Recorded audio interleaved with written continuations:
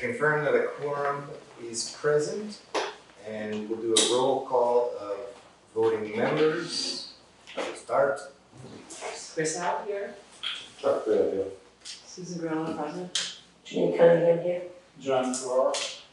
Joanne Deco. Damon Jesperson. And I entertain a motion to open the meeting. Motion. Second. All those in favor? Aye. We have two others joining us today. Our illustrious director. Cindy Gardner. Wilma Buckman. Thank you for joining us today. I'd like to take a minute. The meeting minutes were a little late, so everyone should have a copy that says draft in front of them. If we could just take a couple minutes to read over them. And if you put them down when you finish reading them, so that I know everyone has completed them.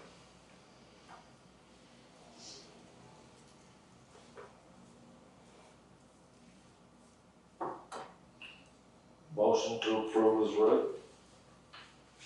Second. Want to let Josephine finish?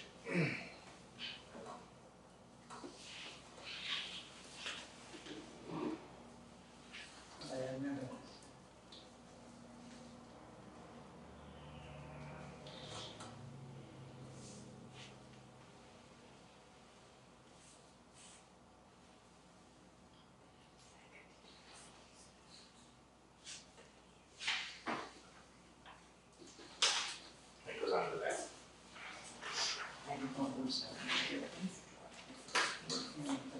That's when I need a hearing for.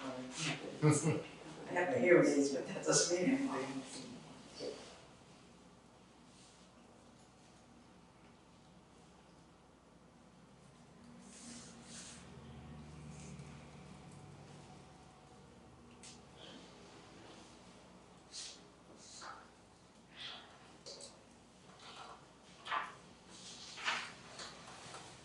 All right, we've had a motion and a second. All those in favor? Aye. All right, for the chairperson's report,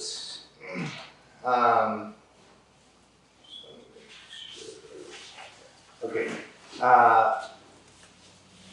last meeting for the ad hoc committee, we went over the scoring of the matrix and how to do that, so we will be working on that discussion after this meeting, and hopefully the report for the ad hoc committee will be out to you guys before our next scheduled meeting. And then, provided you guys approve it, we will pass it on to the selectmen at their next meeting after that. So those are the big things. Beyond that, it's been the general coming in and saying hi, checking in on things, signing documents, and things seem to be going fairly smoothly from my perspective. Having served on many committees, I know how much work goes into that. Thank you for all you've done.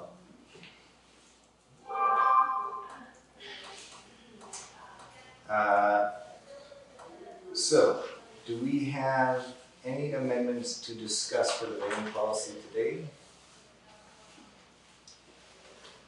I think there's something that I wanted to discuss.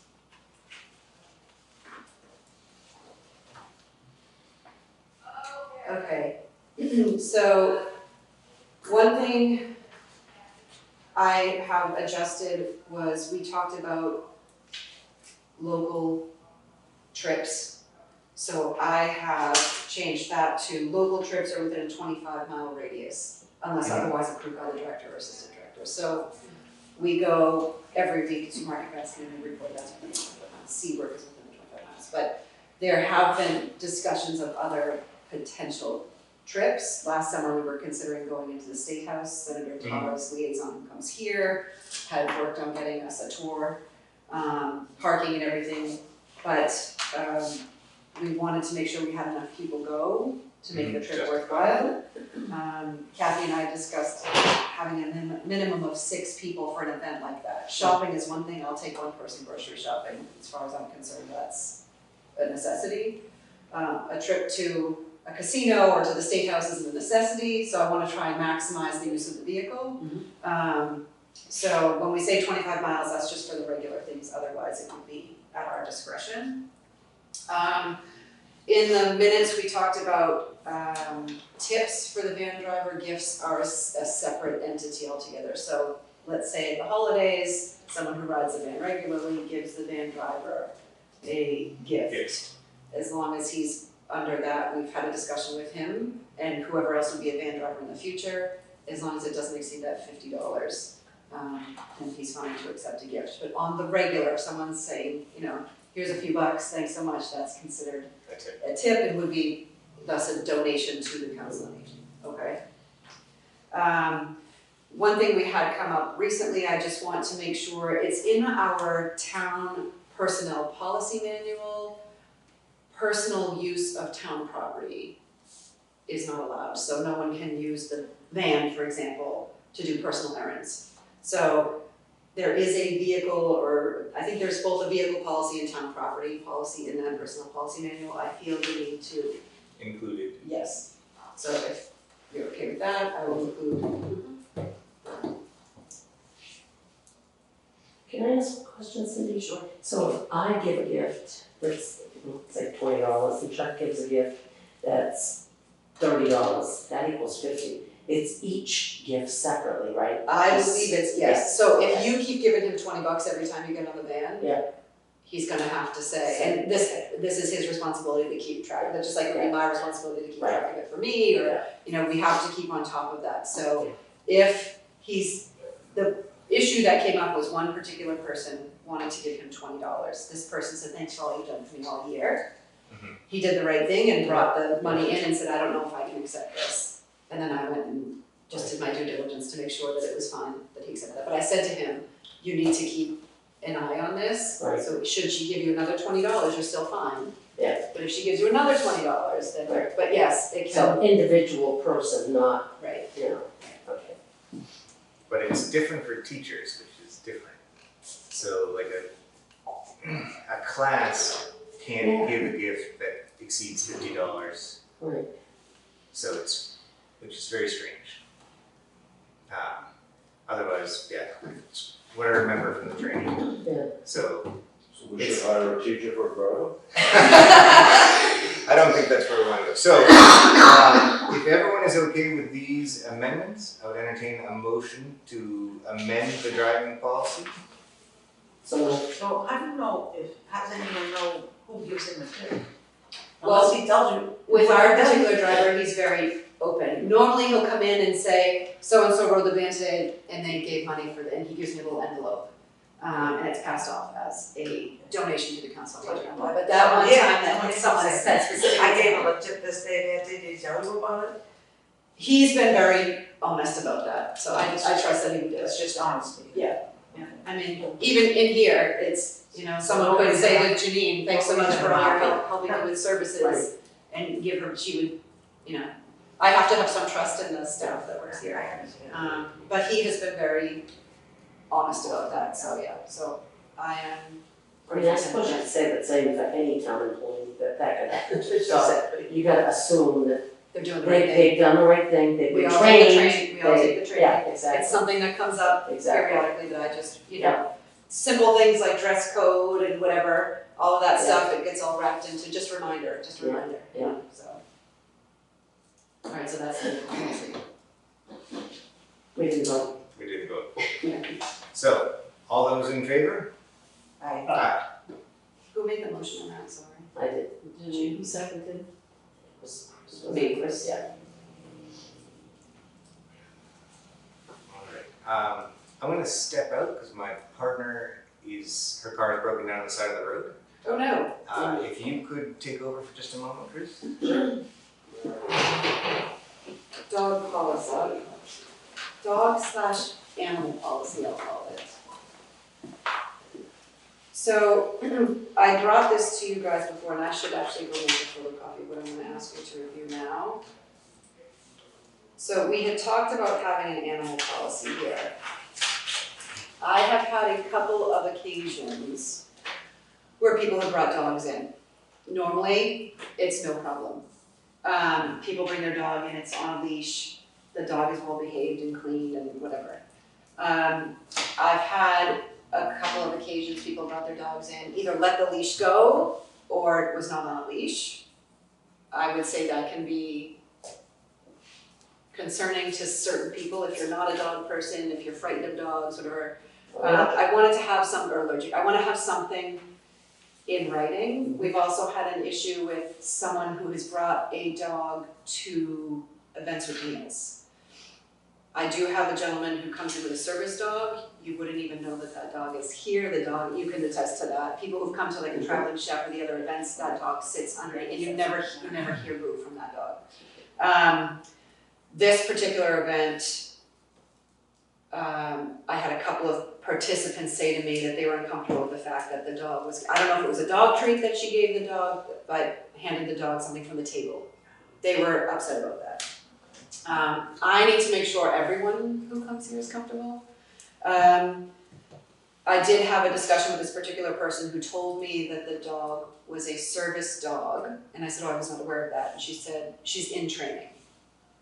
So my concern, and something I want to have you guys discuss, is there a difference, personally I feel there is a difference between a dog who is trained, when you see these service dogs with the vests on, they're trained, versus a dog that's a service dog that's in training. Because this particular dog barked and frightened one of our volunteers, who is a child. She's a child who comes to our game nights and helps serve. She's, I wanna say 9 years old, but she came right over to me and said, that dog barked at me. Very tiny little dog, but it made her nervous, and she was handing food out to people at the table. When I did speak to the person to express, people had some concerns, she said, this is a service dog. And I said, okay, I was not aware that that's a service dog. And she said she's in training. So, again, with the dog that I know for certain is a service dog that has come on, he's never, I don't even know what his voice sounds like, he's never made a peep. We have our veteran service agent who was doing his office hours this past month up in the hearing room. I happened to see him, went in to talk to him, had a whole conversation with him. And I was like, all right, I'll see you at the veterans breakfast. And he's like, Orion's here. That's his dog's name. I was like, where? Big yellow lab all of a sudden popped up. He didn't say a peep. I didn't know he was there until he said his name and he popped up. I feel like there's a big difference. And in this policy, we talk about service dog versus like an emotional support animal or what did we call it?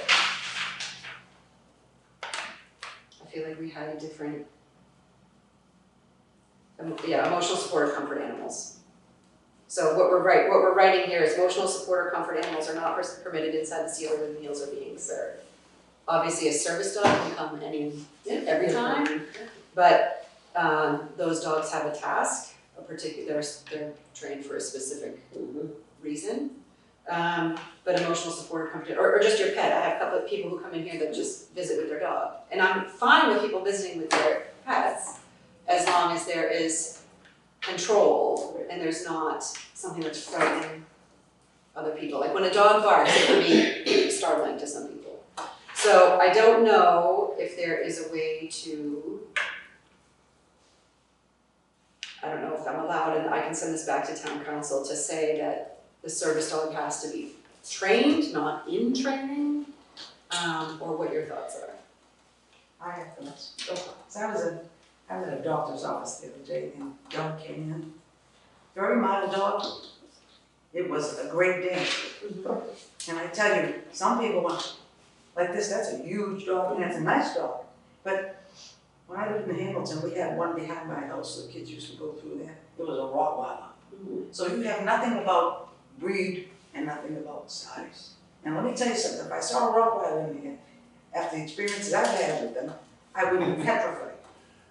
Well, I didn't want to be breed specific, but I will tell you, the Service Dog Project in Boxford trains Great Danes to help people with Parkinson's. Yeah. They are service dogs. Yeah, I know. And there are a lot of different dogs. I believe there's a police department recently, I don't know if it was Massachusetts, they have trained a pit bull to be a police dog. So I don't wanna be breed Yeah. specific.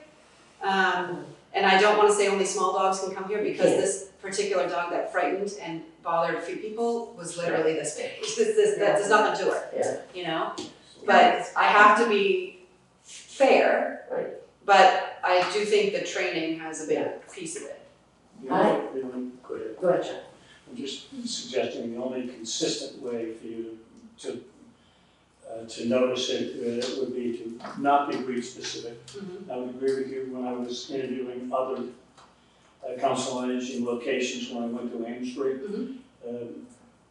She had a young woman who had 2 of the dogs fully trained, wearing the proper jackets, and they're both Great Danes. And they were breathtakingly quiet and well-behaved and affectionate animals. And they do that, I'm wondering if that's Service Dog Project, because they will go around, we've tried to get them here Yeah. to do visit Yeah. with people. But I would stick with one description only, and that's the only dogs allowed in here are qualified service animals. You open yourself up to some inconsistency, not breed specific, but specifically training specific. In other words, lovely pets when they're amongst folks of their knowledge and loving, but total strangers is danger. That's right. So the American Disabilities Act will cover that. Right. Needs to research that, but basically you shouldn't be researching it. Town council should be researching it. Yeah. There's also the Veterans Association that you can make a call to and ask those folks. I served on the Veterans Board for 7 years. We discussed a lot of service dogs. They're full of information, very happy to help you. As far as in training, that is the legal question. Right. I cannot answer that. I'm not sure anybody but the lawyers can answer that, but I do think you're gonna be okay if you just go with service dogs only. My personal opinion, okay? Especially if the dog is gonna be disruptive. It's gonna be your call on that. You're the director. We're here to back you up, you know, so if you think it's disrupting, it's time to put an end to it. So. I think too, in training, those dogs are required to wear the vests. Yes. And, and, correct. yeah, and, I was gonna say, is there any designation other than the collar? I didn't see, right, she could have, I didn't. Right. So this particular dog is brought in a stroller. Yes, it's that's not, not, it's not it's a therapy dog or Like a personal dog support, yes. yeah, that's not a, Which is a totally different Service. certification process than it is for a service dog. yeah, and they're required to wear a vest even if they're in training. And they they do have to take them out into certain Right, to learn situations how to learn too, you know. Right. So there is some leeway to that, but But they do have also, you like I know, said, so there are therapy dogs that's right, that are Totally not service dogs, totally different. Those are the ones that they bring into the hospitals to comfort, kids, Yeah, sick people, et cetera. Same thing, but they go Right. through a certification process. They're not required to wear the vest, and they are not covered under the Federal Disabilities well, Act. that's interesting, this is a service dog I see every Thursday morning when I go for, my appointment, and that dog has a vest on, Yeah, you know. that's what I'm saying. The Yeah. service dog goes So this is a through. therapy dog, he comes through and just sits with patients and just, gets his little treats and sits there with it for a little bit, but he does have a vest on, it says therapy dog, so. There is the dilemma of, you can buy one of those on Amazon. Oh, I know. You know? Yeah. So, I mean, I don't intend to police this in the sense of give me your papers kind of a thing. That's not my intention to do that.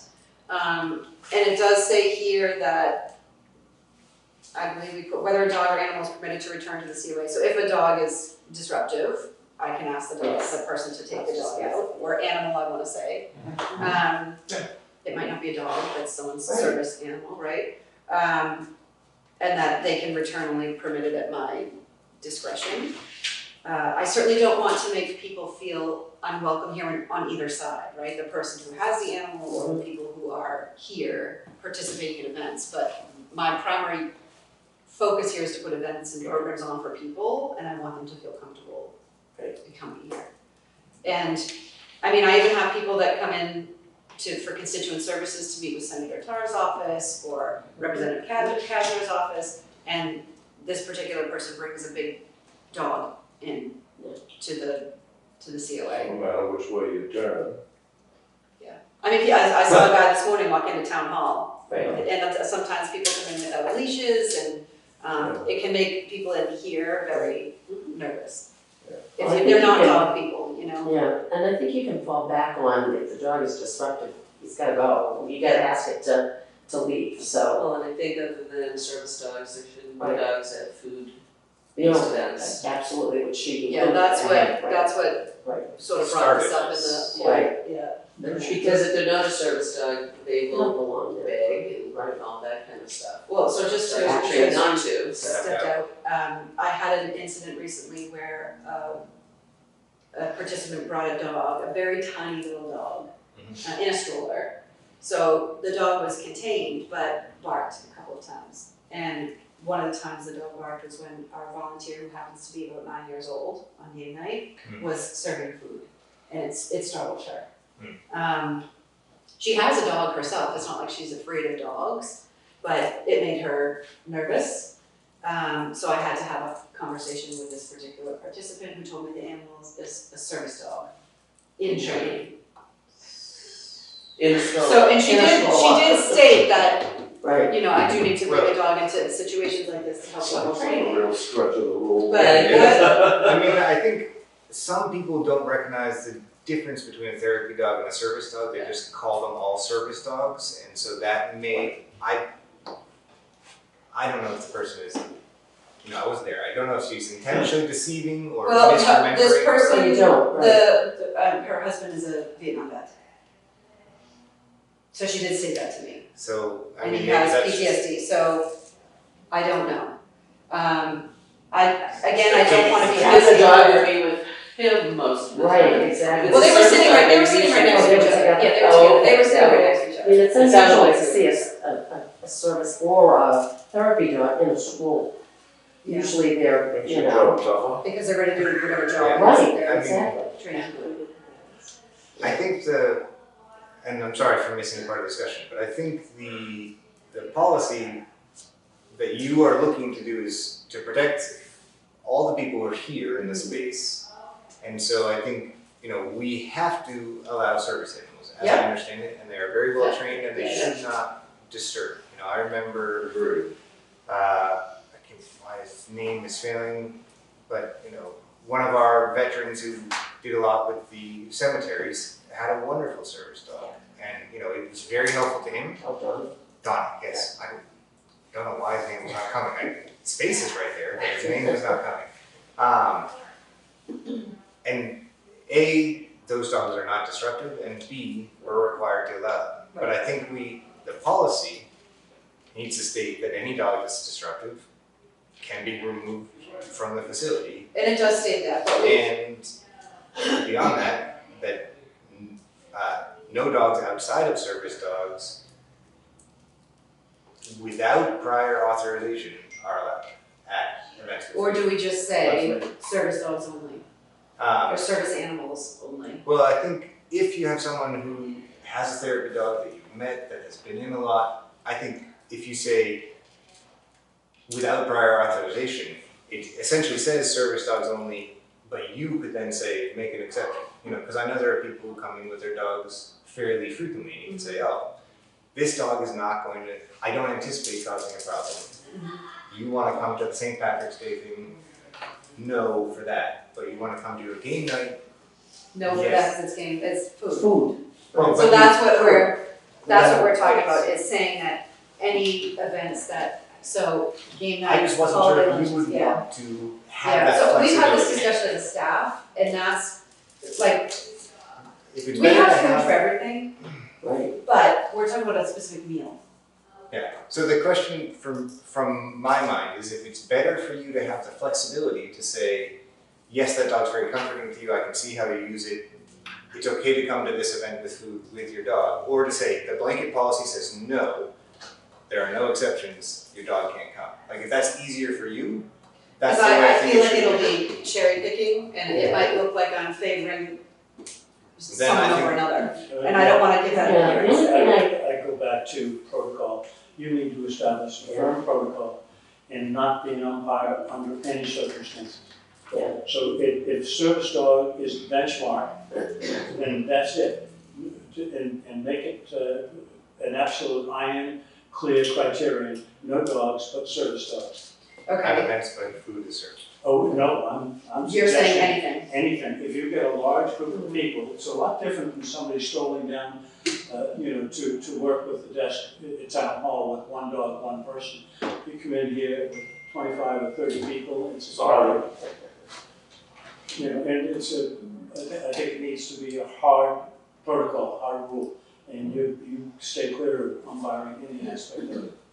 Yeah, I have a little bit of I'm just thinking, if you've got somebody who has high anxiety in groups that, a therapy dog can help, we're then pushing that person away, which might be beneficial for them to come. be out and be in groups. If they have a trained therapy dog, then, I think I can see that, but, so I wouldn't wanna say no, but I don't want you having to go through and, But even the Cherry pick. service dog piece with this particular person telling me that this dog is a service dog, right, I'm not going to say, show me your papers, or is there where's the vest, or, Is there not a possibility for you to say in the language instruction, if you have a service dog, you need to connect with Council on Aging and you send in the registry paperwork, or just register and put it on file, as opposed to somebody just having a pet and acknowledging that they're quiet and friendly and my service dog, that could be pure fiction. right? Is there a possibility that they could go online and just find something that clarifies them as a, therapy dog, which isn't truly legal? So I mean, just or am I even providing, allowed to collect that? I feel when I was reading the ADA rules, I Yeah. don't think you're allowed to ask. Well, and I'm on the ADA website right now, and it basically says service animals are not required to be certified to go through a professional training program. They're not required to wear a vest or ID, so No, we're it's not even the- harder. We're not the only board or committee in town. There has to be a general policy. But I to think cover we're all one of the boards only and ones that committees. has as many people Yeah. attending Yeah. events. the schools have, Yeah, that's a good point. because they would have, I feel like higher ed probably more than, I've not seen any when I was teaching in elementary school or Right. high school. but you have dogs that will, know when the seizure's coming or their blood Right. sugar's low or, Right. you know what I mean? So I mean, And What seeing kind of- eye dogs or. yeah, exactly, well, that's a service dog, so. Yeah. But I mean, I don't know, they're not required, that's the not required, so. Because the thing is, people do have invisible disabilities, right? Oh, So, yeah. you know, Oh, you yeah. don't know what their Right. need for They the don't know service what dog they're is, or maybe they're a diabetic, and it's Right. like, I was at Edgewood last Tuesday and went into the bistro for lunch with a couple of the lads, and there were 3 dogs in the row. All of them wearing proper vests, all of them qualified service dogs. Your point's well taken, there must be some benchmark somewhere. Yeah. We've got to maybe turn. But when I did go to town council initially over this, they were breed specific, and they were, obviously service dogs were allowed, but they gave different things, like the dogs have to be clean, the dogs have to be licensed, and, again, I don't wanna get into the, can I see your dog's license, did they get all their shots, what vet did they go to, I don't have time for that. Well, So what we how had about done, the abstract on the website, subject dogs, which refer people to the website. In the Council on Aging abstract, we discuss dogs and the rules of the road. If you have a dog, you need to send us, before attending any meetings at the council, at Kent Street or wherever we end up, a worthy piece of registration. Why not? well, so this is why we put this on hold last meeting, was I came up with this animal policy agreement that people would have to read and sign, basically saying my dog is licensed, my dog is whatever. But that's, again, I'm not asking for registration forms or licenses or any You're of just that. I'm asking them just to be saying that, upfront and honest. right, so The that dog's licensed. should something Yeah. happen, I can say you signed this. Right.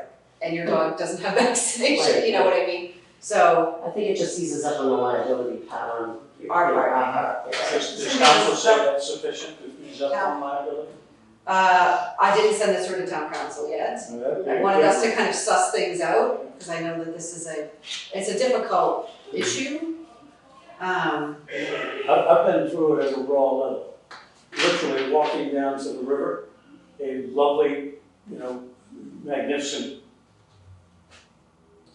I won't even, because we've already talked about it, I won't mention the nature of the dog. The woman who was walking the dog on a leash came all the way from, way up by the farm, 2 miles away. She walked regularly, and the dog passed us from here to the window. She let go of the leash by mistake, and literally he took a chunk out of my left hip.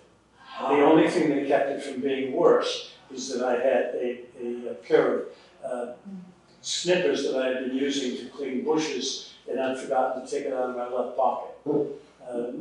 Good thing I wasn't walking south and I was walking north. I'm sorry. Well, the final end of the story is I'm walking in the tannery one day and Mark Gleckman was going on. He said, the dog officer and I were chatting. I understand that you had to call in a complaint. He had been on his street, that's the street where the young lady originated, had done the same thing to him. He had filed a claim, I did not. The dog officer is a near neighbor of mine, I just said, I have bandwidth for this. And there was a broken skin, and they did go to the emergency room with that day. So at the level of, is that there is a liability in there, and I think you need to be very careful as a board manager and let council give you a hard, I think there's nothing wrong with it in the abstract saying that if there is a dog present, you need to submit these forms to council on aging. And that is, in other words, you don't leave it up to chicanery and fact and fiction. Not everybody is trustworthy. You shouldn't be the one who's managing that. Did you have a question? If you get a ruling from the town council, and no board councils, if you get a ruling from the town council and they have just a basic rule about animals, can you just post it somewhere or even in the main office or on the site so that people, if there's a question, this is legal policy on dogs. Well, that's why I wanted to have a policy through Right. you guys and have it approved by town council so that it is something that would be, I would like to put it out in the newsletter, put it on our website. They are working on changing our website over, so, I would put it on the new site. But I would want it to be approved by, that's why I'm bringing it to you guys, because you're gonna help me. When he's talking about, any dog, and this is an animal, any animal at any time can be dangerous, even the best of animals, even humans, right? So the thing is, where do you distinguish between what type of dog, what it's doing? I've seen people take their service dogs into the supermarkets all the time, and I know they're not service dogs. They just want to have the dog with them. Since I'm not a dog person, I don't have that fealty and loyalty to dogs. So I just look at it and go, okay, So I am a dog lover, and I do want people to bring their dogs here, but I want the people that are coming here to feel comfortable. And I don't want them to not come to something because they're afraid that person is going to bring their dog again, is my concern. I think that you just have to have a general that says if the dog misbehaves, you will be asked to leave. And that's it. Well, ultimately, we're here for the seniors, not the dogs. Right. So we have to But to your prioritize, point, do it right. are there seniors that are coming because they brought their service dog and that's giving them the gumption to be able to come and attend? So I get where, and that's where I'm torn. Right, I was gonna say, it really is Such a a balance. dilemma, yeah. It's a hard balance. I think for your safety, the E section here, dogs and animals are not permitted in this area during programs when meals are being served. Per the ADA, service animals are exempted to this rule. Period. Let's send it to council, we'll talk about it after they look at it. Okay. I think that's Alright. really good. I agree. Okay. No matter which way you turn, someone's gonna be angry. It's true. And I I will- think the I will Irish setting have someone. the Irish have a saying, it's called the lesser of two evils. That's where you are. Yeah. So I would entertain a motion to table the COA dog animal policy until after review by council. So moved. Is there a second? Thank you. Did you want to discuss council openings, or you want me to? Okay, so from our website, I am showing 3 people are up this June 30th. Chuck Bear, Janine Cunningham, Josephine Antico. So if you are interested in staying on the board, you just need to send your letter to the select board, correct? Yes. Just Oh, okay. an email to them reappointment. that you'd like to be All reappointed. right. Yep, Well, they have to then. they have to reappoint you, but Oh, send your oh, letters. that. I do remember all that. Hello to Right. select board. Okay. So that's what's on here, on the website. If you think that you, So that Is it- needs to is it be done 3-year? sooner rather than later. is it a 3-year? Well, yeah, Or so is it is, June is next month. Yeah. Right. Sooner than later. So sooner than later, send your email to the select board. Okay? All right. And then we still have one opening, so if anyone knows anyone who's interested, There was a couple folks in here before. No. Yes. maybe they've sent letters, I don't know. Oh. Out in the open to everyone, if they would like to join us. So, And deal with dog policies and whatnot. the Friends of the Newbury COA, meets regularly now. And I spoke with Jerry about being the liaison. She's not here today, but I told her I was gonna throw her under that bus because I have not been able to attend as many of those meetings as I would like because I have a full-time job and the farm. So I would make a motion to appoint Geraldine DeMayo as the liaison to the Friends of Newbury COA. She's willing to do it. She accepted. Okay. Should be a good candidate. What you get to not show. I did already warn her, so it's not quite under the bus like that. Oh, good. No, she can bring a good dimension. So if there's no further discussion, all those in favor? Aye. I'll have to text her and let her know. Who made that motion? Who made the motion? Yeah, I was gonna say- I seconded it, I don't know who made the motion. I think I accidentally did. I'll make the motion. There you go. I should not, as the chair, be making motions. I apologize, guys. So, Chris, I think you had first brought up the discussion of communication style and frequency a while back, and then it got put on the agenda, and I think we may have skipped it once. So, do you remember exactly what your concerns were around it? No. You Okay, sure it was me? I am Yeah, I remember that part of the Pretty sure. conversation was the newsletters going out and Oh, then being yeah. online. That's and- right. And which I see now Yes. is online and, yeah. And there's also the issue of, frequency and how do we reach out?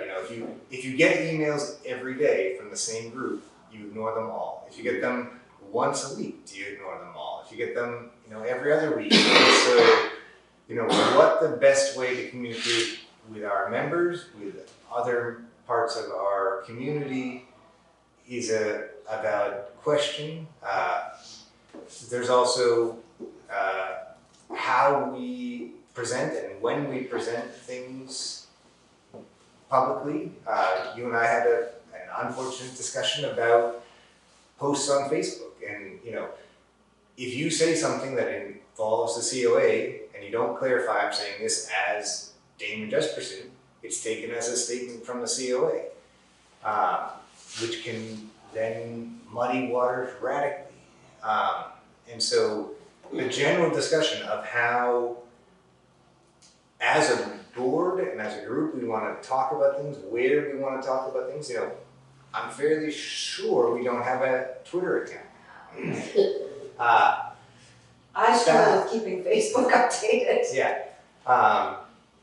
What is the best way for us to be communicating with people? How often? You know, the newsletter. The newsletter's every 2 months, and that's the main way that we communicate with people, is to get out what we have planned for the next 2 months. Yeah, so now I remember. So, part of it is the communications that any company is a job. It's basically, and there are, again, the diversity of age ranges and people are used to certain medias. And so I think when I brought this up, it was paper newsletter is like stale, people will get it in the mail, they'll put it aside and then totally forget about it, have no idea. Obviously, we have the online one. I didn't know whether all the communication falls on you or whether that's actually one of your staff members that basically gets to do that. Because, like, again, I'm much more digital and online, so I would love to be able to then take the stuff that's on Facebook and repost it and share it to people, because we talk about how we can't get enough people aware of our particular programs. But if it's not posted, there's nothing to share, so. I'm working on that. I'm trying to be better about that. It is a challenge. I don't use social media in my personal life, so I'm not accustomed to it. When people say things like tag me or share or like, it's a foreign language to me, so I'm learning. But I'm trying to post things at like, I'll take photos at an event. Or the other day we did a glass fusing class, so I took a bunch of photos there. I'm actually waiting till the finished product comes back so I can have pictures of what people made, and then I will post, I'll do a Facebook post about that. I've done about the Mother's Day tea, but you're looking for me to post things in advance of, yes? Both, yes. Because again, doing social media, it's frequency. It's all about frequency. Otherwise, you get no traction.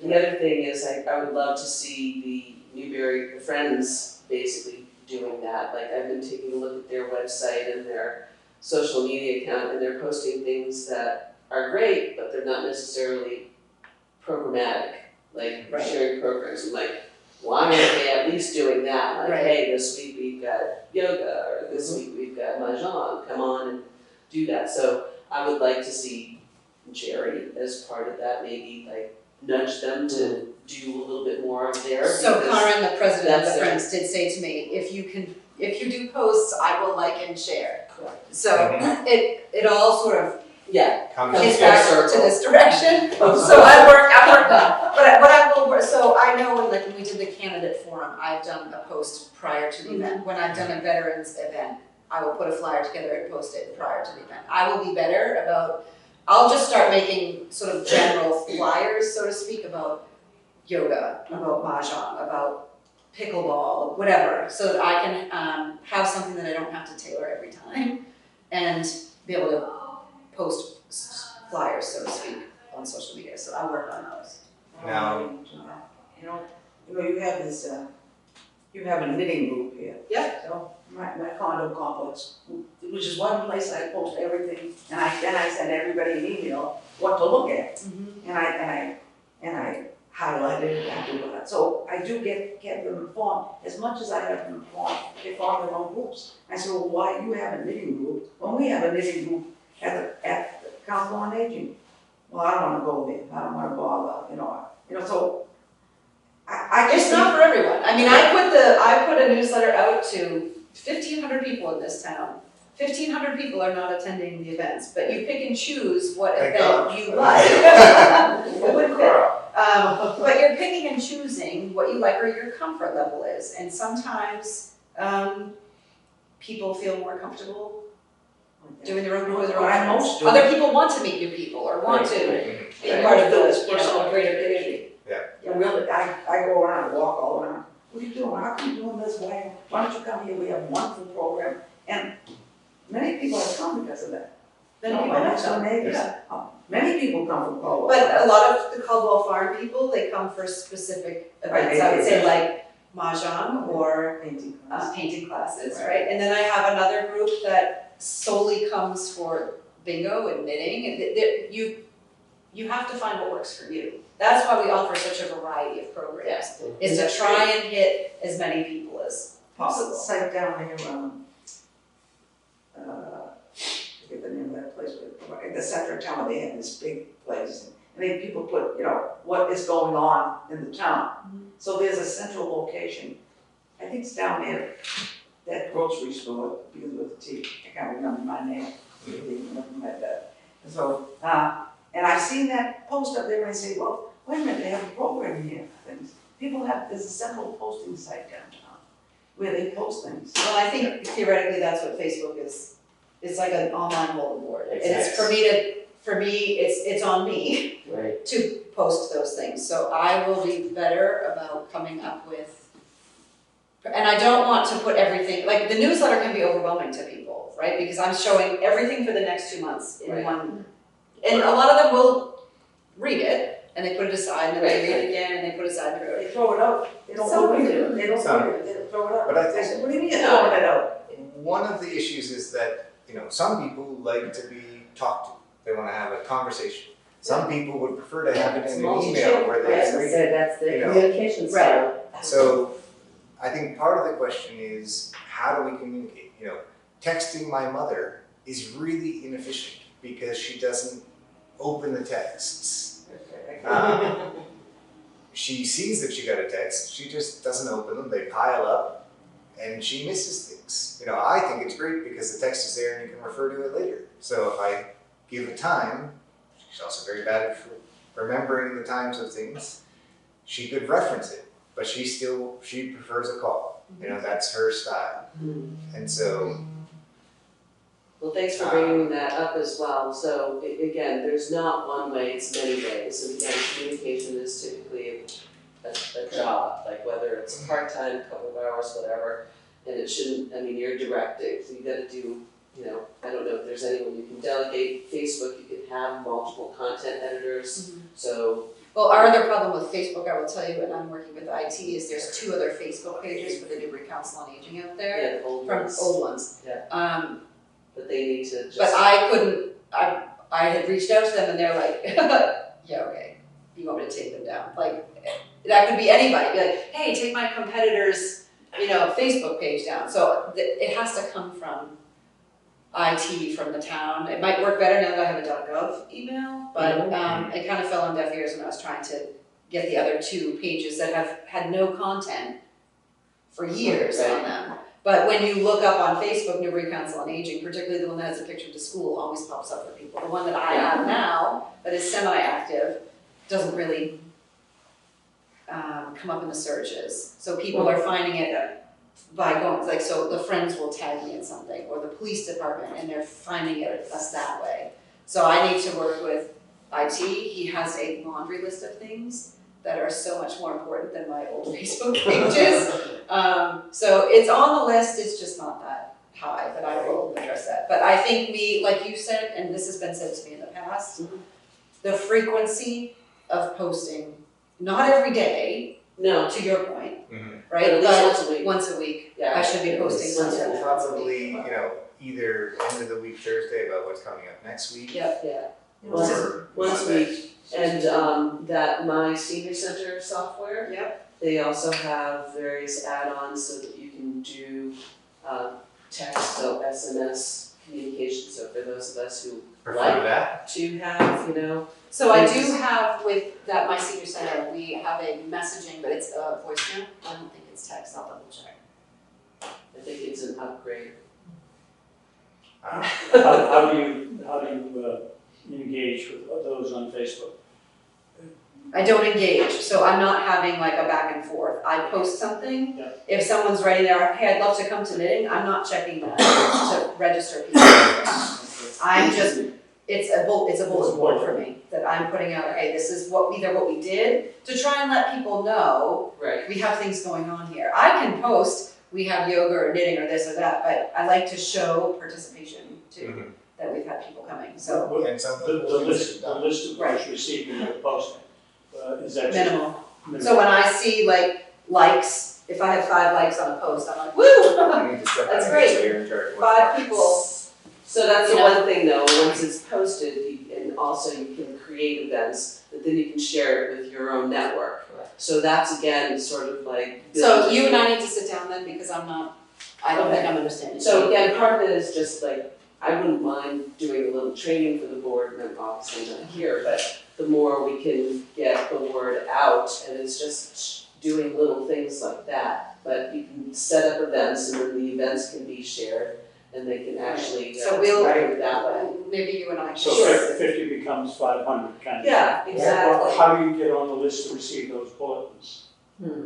Or you're checking my Facebook. I Right, check so your you page, follow, right, you and I follow feel something. like I share it, Yep. and then it I've becomes never on been my Facebook. page. How do I find? Right. Yeah, so Yeah. on Facebook, you basically then follow, right, because But you she's would a. have to have a Facebook page. I don't have. Correct. right, So it's So- a moot point for someone who doesn't have Facebook. right, It's for those users that do.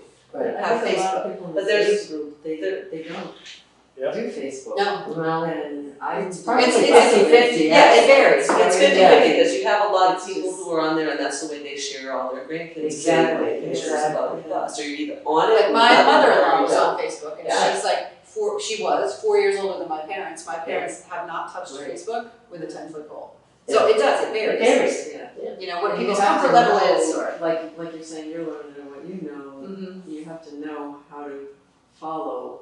Well, it's just using it and learning and, Yeah, yeah, and then, I mean, I kind of cut way back from Facebook because it's all ads and it's Yeah. all political commentary, and I'm done with it. Right. I just, Yes, not saying it's a be all end all, but it is. It's a tool. It's a It's, tool that's it's more of a living, breathing, and more current, so that if I get my newsletter, again, like I said, I'll read it, and it's like good for 60 days, I put it aside, I totally forget. Never mind where, again, I'm just not, Or even if I emailed I'm it just to not you. a paper person. right, it, Or even if I email it to you, then you gotta go back in your email, or go to my webpage and find it. Right. Whereas this is just easier for me to. so did you Right. send a newsletter out via a different method last time? Because I used to get like a link to the newsletter calendar. Last time I got something, some network thing I had to like click on. So the company that I use will post will post the newsletter on the webpage, Yeah. and I can give you a link to that, because that Yeah, that's shows what I got. advertising Yeah, that some people who advertise with us don't advertise in the paper edition, they only advertise online. yeah, In the past, I was saving a PDF of the document right, and emailing that, but I'm trying my best to send a link okay, so that the advertisers are getting what they pay for. right. But the online advertisers, and I try to put the link in, I was putting the link on the website, but I have found when I've gone back to look at old issues that I've done that on, it doesn't bring up that old issue, it brings up the current issue, and then you have to search. So for me to post it on the website, it behooves me to put that saved PDF of that issue on the webpage. So it's a dilemma there too, with what's the right thing to do for advertisers versus people who are going to look for it. Mailing it out, so there is a physical. There is a physical copy, I keep physical copies here, we bring them to the library, at town hall. People call me and say, I'm getting two, please take off on address, or I'm also getting an email, I try to keep up with that as much as possible, people are asking, is the ad taken off, yeah. So it's, we try to keep the newsletter list current. That's a challenge. Okay. So, Just wanted to make a comment, this is very simple. Anytime I'm volunteering, anytime someone comes into the council, and I'm into the group, I want you to come in. I take them over to Kathy's calendar, it's big, and I say, look at this, look at all these events, look at all these things. Is there any place where you could post Kathy's calendar? I know you post a calendar in the It goes newsletter. up the mail. I know that, You I know but that. maybe posting that on Facebook, the calendar. But the people who are coming in here, they don't look at that. They don't, They don't look at Facebook. No, no, I hate Facebook, personally, I hate Facebook. I But don't. some A lot of But it's people also on just- our webpage. Exactly. No, I know that, but It's on the town website It is too. on my town, it's So- on it's my all the time, webpage. but there's no place around here where you can post a calendar, like for David's mother. No, because But that's how do me. you know that she's gonna go to 10 o'clock, And I right? don't know. And that's why it gets mailed to people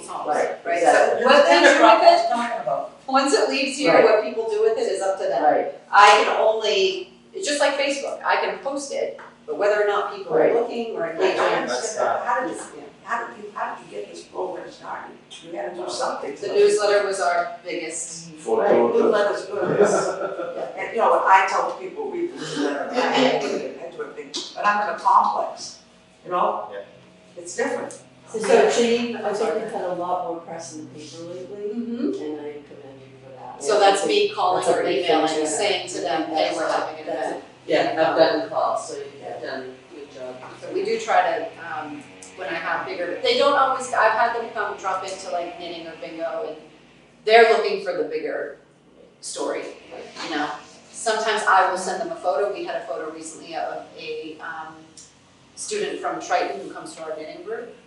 And Yeah. he is, yes, and I got a photo of him with one of the women from our group who was teaching him how to crochet. I sent that photo into them and I said, hey, this is what this is, can you put it in? So it's not a story, and it's certainly not on the front page, but it's still exposure.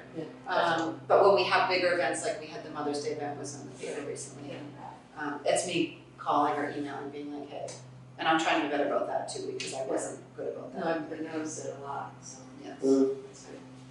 Anything to get the word out and let people know, because I think Not people don't Exactly. Not everybody's Get the getting word it. out. But maybe someone gets it and says to their neighbor, hey, you should go, you know? Yes. As much as I can get the word out, as we can. Exactly. So Chris and I will work a little bit together on Facebook. She has a little bit more knowledge than me, so she's gonna help me with sort of understanding how to share events and whatnot. So we'll work on that. I will try to have a bigger presence on that. Again, on my list of things to do, it's probably down here, but I have to move it up because I know it's important to get the word out. I'm guessing there are many, much like I, have no idea how to even get on Facebook. I mean, for 45 years. Don't blame you. Don't blame For you. 45 years, I had a And if broken, you're never on, don't go. I had a broken deal that wouldn't allow me to go on.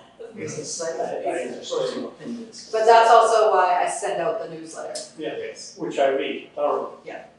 So there's we're doing what we can. I think, the more we do, the better, but there is a diminishing return. That's why I said we're not gonna be posting on Twitter.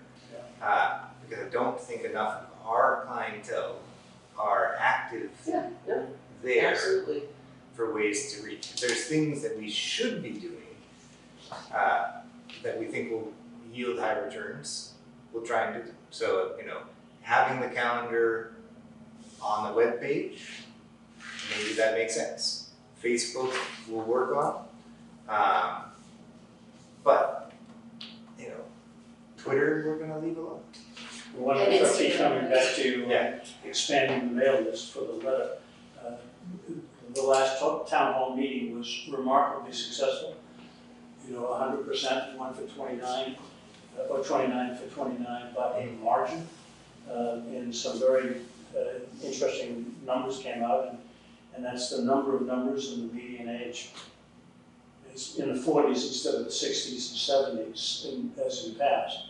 And I think getting the younger community to know who you are and what you're doing, not only for them, for their family, and for their emerging parents.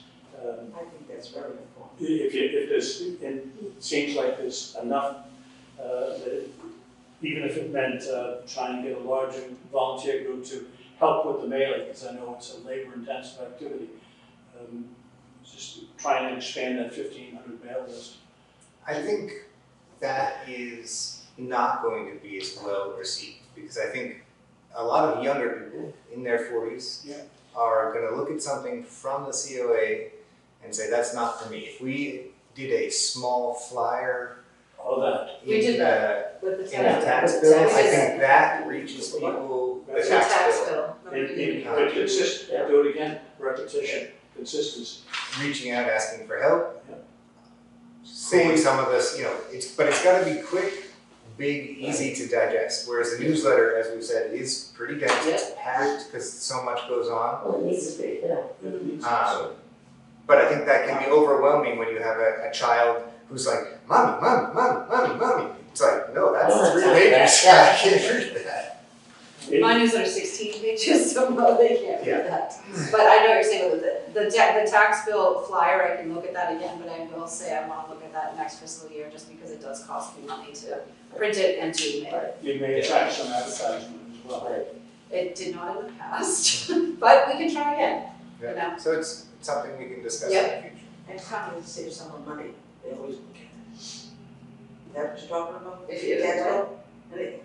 Anytime you're gonna save the people. it's not about money. saving the money, No. no. I haven't It's seen putting the flyer in with the tax bill, so when you open your Oh, tax yeah, bill, you would see the I flyer, have. so I think half of them I I don't open the tax bill. Exactly, Yeah, that's because right. at 4 years old, who's thinking of council on aging? Even if you've got parents that are, you still don't, Yeah, it's about, you know, Yeah. you and your kids, not, right, you know, where you are in your life. yeah, exactly. I bet that's. But the reach out is important, even if we only do get a few people each time. So, but I feel like we have been pretty exhausted on this one. We can always come back to it. And then some.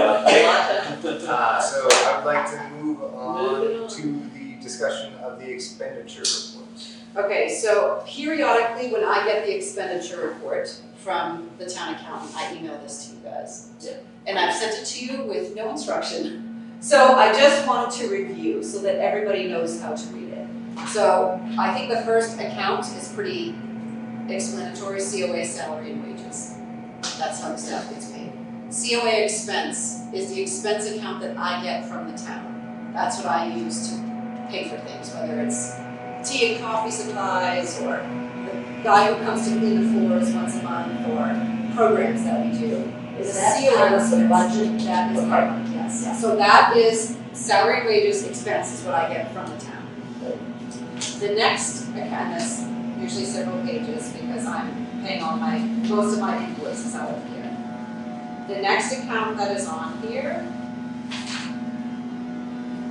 expense COA G and D unrestricted.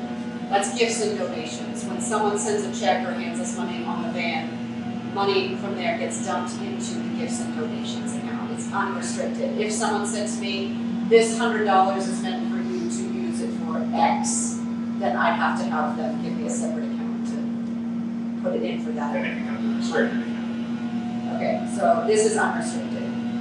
EXP, restricted scripts / MedTrans. Once a year, the chocolate tour gives us a donation. That is strictly for prescription assistance and medical transportation. We use it for medical transportation. So we have our van, we have the NEAT program. If neither of those are an option, or if someone signs up for a NEAT ride and the NEAT ride doesn't pick them up, and we know that they don't have the ability to get themselves somewhere, I will use funds from that account. But it's a restricted account because it can only be used for those particular uses. The next one, expense elder emergency fund, so it's mandatory, but we've gone through the elder emergency fund policy. So if I find that there's a senior who has a need, I can expend up to $300. If it's over that but under $500, I bring it to you guys and you would make the decision on if we can use the funds from that account. But I'm not using that to buy copy paper or paper towels for the council, it's restricted. Expense restricted COA non-operating expense, this is the Friends account. So whenever Friends gives us, the Friends group gives us money, which typically in the past they've either given me one bulk amount at the beginning of the fiscal year, or most recently they've decided to cut that in half. They give me half the beginning of the fiscal year, half halfway through the fiscal year, just so they can keep earning interest on the rest of their money. That's what this account is. So you will see, go ahead. Is that restricted? It's restricted. So when they hand me that check, it comes with a letter. And it says it can only be used for, basically for programming. I can't use it for salaries, I can't use it for office expenses, it's for programming. So when you look at these, that's coming from the Friends group. And again, it doesn't say Friends on it, it says restricted COA non-operating expense. The next two, wages, COA formula grant, expense, COA formula grant, that's actually should be one account, and I've talked to the town about it, I'm not sure why it's in two different ones. Every year, the state gives me a grant, a formula grant, every COA gets it. It is based on census data. And then they have a specific amount of money per senior based on the census. So for this coming fiscal year, if we have 3,000 seniors in town, the formula grant is $16 per senior. I think when I started, it was $12 per senior. So they do $12 times the population of people 60 plus in town. I get, usually now it's 2 checks. So they cut me one in the fall and then one just after the first of the year. So what that pays for, I can use that for anything that I decide. But what I do use it for is some wages for staff. So our Meals on Wheels driver's salary comes out of that, half of the van driver's salary comes out of that. I try to be creative so that I'm using the grant money. I also use it to pay postage for the newsletter. That's strictly what I use it for. I don't pay for programming out of there. I don't pay for office expenses or anything like that. I use particular wages and USPS. So that's what all of those expense accounts are. When you look at them, I will tell you this for certain, through the expense account and the friends account. Many times when we're out and about buying things, I'm using my personal credit card. So you'll see my name on a lot of this. And there are receipts to back everything up, and I have to file everything with the town accountant. So if you have questions, why on earth did you spend $1,000 at Walmart? I have receipts to back everything up. So I go over it every 2 you weeks. do, every two. Whoever's chair gets to go through and have to review that. Question all the Questions. So if you have questions, you want to see anything, please let me know. But I just wanted to make sure, it's a big report, not every department has this many accounts. My wages account and my expense account from the town, whatever I don't use, goes back at the end of the year. My donation accounts, gifts and donations, the formula grant, they stay with me. So if I don't use it, it rolls over to the next year. With that being said, you know, again, my nature would have been to like digest that into a pivot table and have like a balance sheet so that there's just a summary rather than just all the breakdown. Is that possible? Just have like a little summary. I think That's that's the summary. Yeah, right. Because that's me submit, all of my documentation gets submitted and that's what they come up with. If you wanna take that and put it in. I would, but it comes in PDF.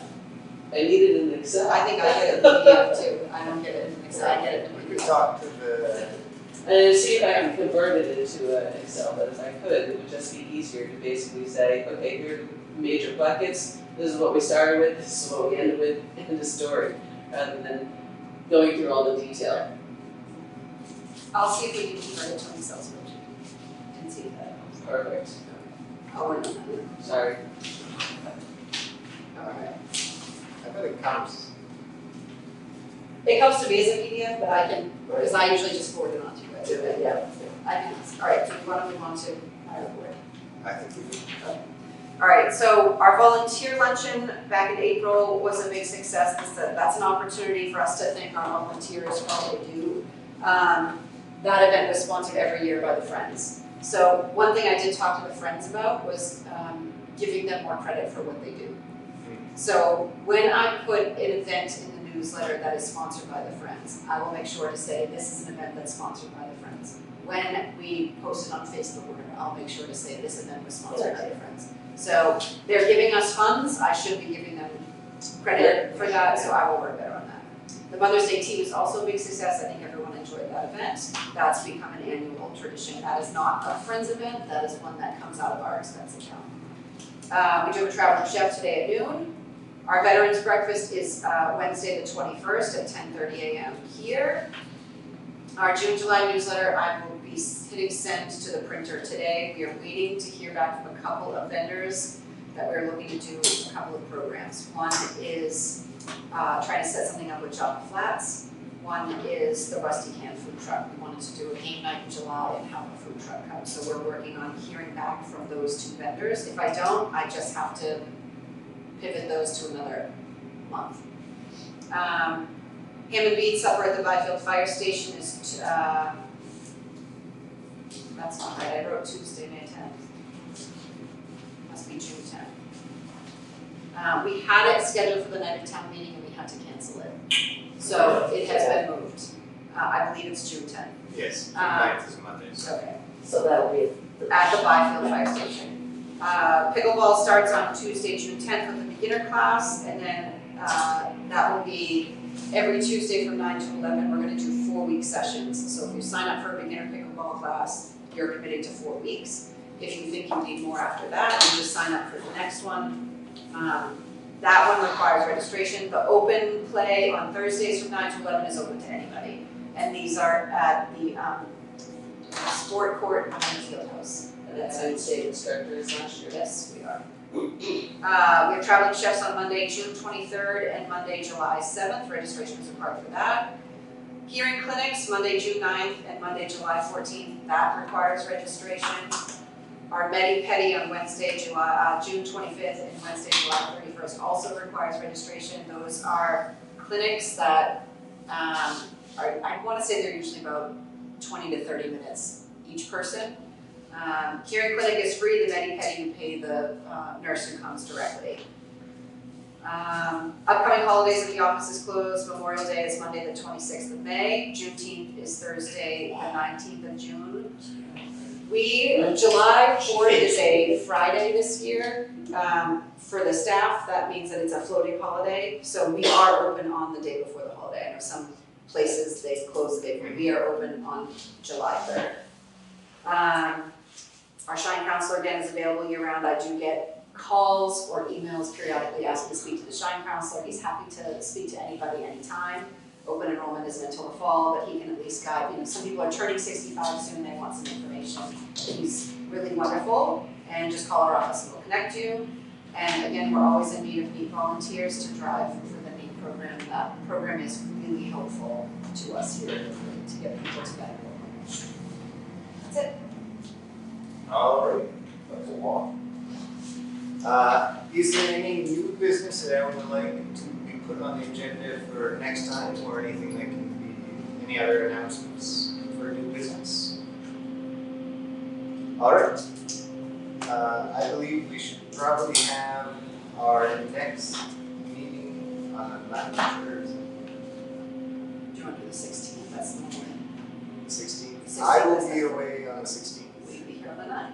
I will be here on the 9th, but you guys can also have a meeting without me, that's okay. But we are gonna talk about, Present. I'm gonna try and So- have the dog policy though. The dog policy, so, why don't, it would have to be the 9th or the 30th for me.